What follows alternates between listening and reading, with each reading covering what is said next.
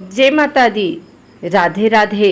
आइए सुनते हैं गुप्त नवरात्रि के 5वें दिन माँ छिन्नमस्ता की कथा एवं पूजन विधि।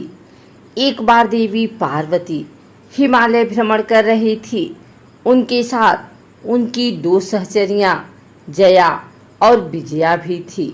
हिमालय पर भ्रमण करते हुए वे हिमालय से दूर आ निकली।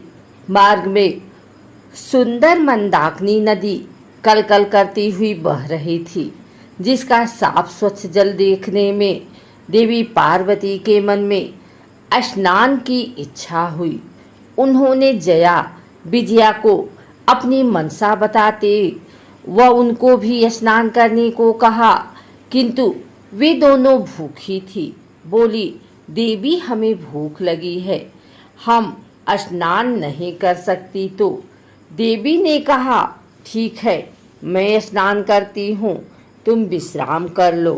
किंतु स्नान में देवी को अधिक समय लग गया।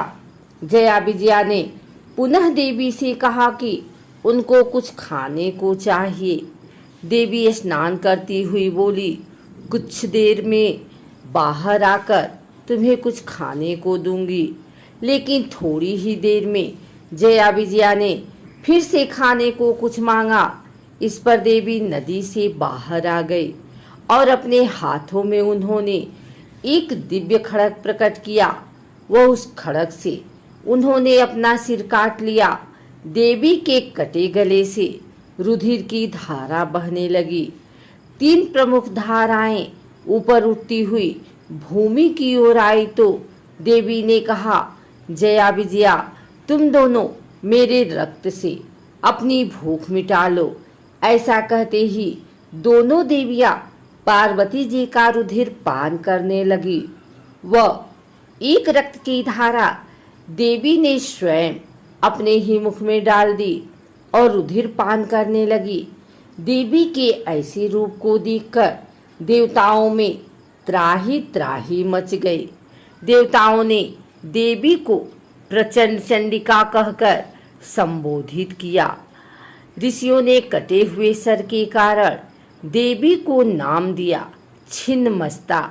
तब शिव ने कंबद शिव का रूप बनाकर देवी को शांत किया। शिव के आग्रह पर पुनः देवी ने सौम्य रूप बनाया। नाथ पंथ सहित बौद्ध मतावलंबी भी देवी की उपासना करते हैं।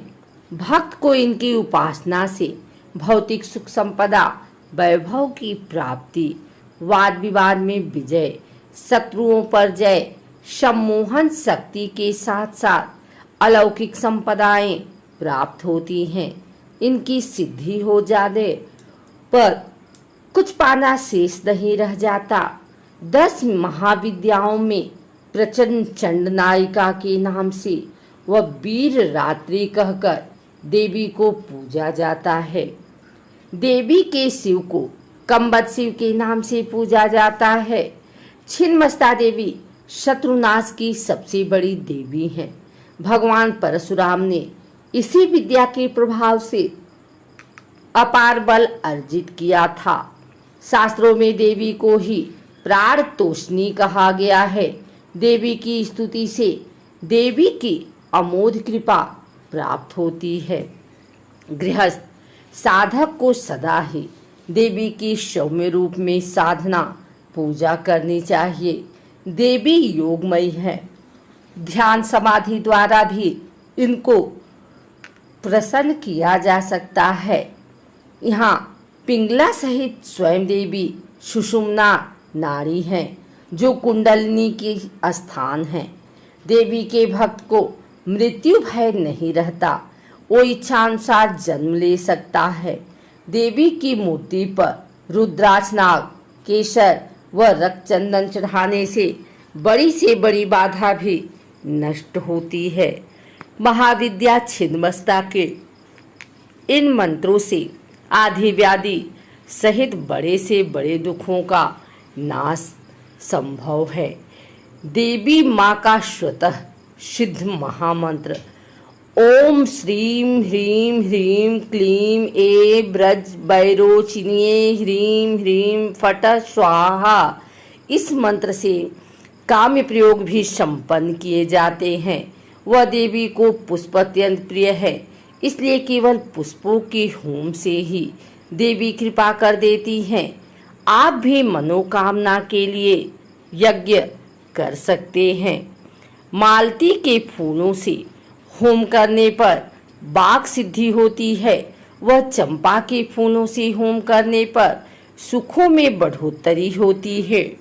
बेल पत्र के फूलों से होम करने पर लक्ष्मी प्राप्त होती है। वह बेल के फलों से हवन करने पर अभीष्ट सिद्धि होती है।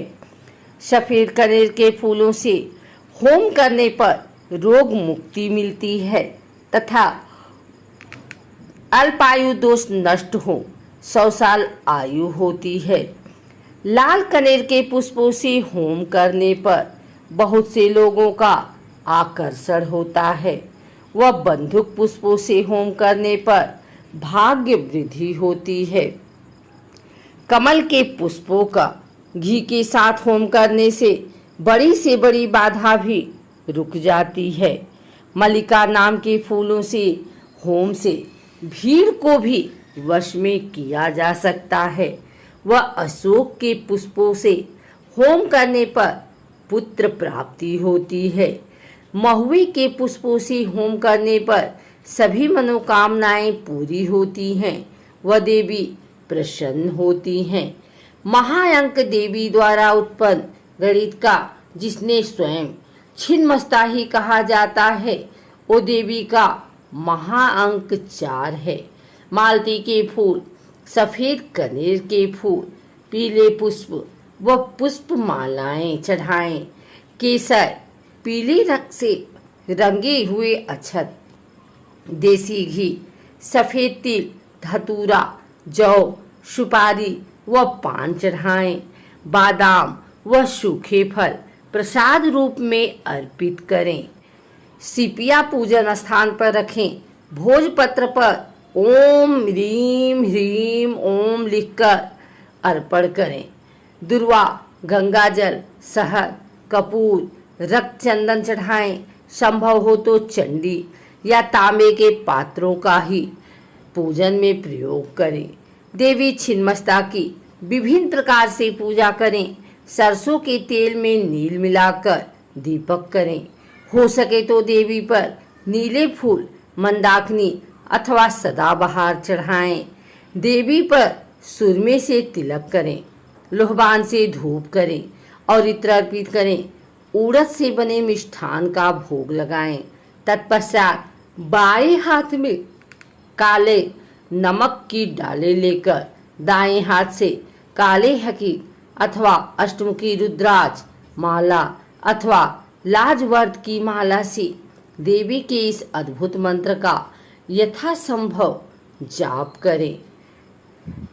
जाप पूरा होने के बाद काले नमक की डली को बरगद के नीचे गाड़ दें। बची हुई सामग्री को जल प्रवाह कर दें। इस साधना से शत्रुओं का तुरंत नाश होता है। रोजगार में सफलता मिलती है। नौकरी में प्रमोशन मिलती है तथा कोर्ट कचहरी, वाद विवाद व मुकदमों में निश्चित सफलता मिलती है। महाविद्या छिन्नमस्ता की साधना से जीवन की सभी मनोकामना पूरी होती हैं।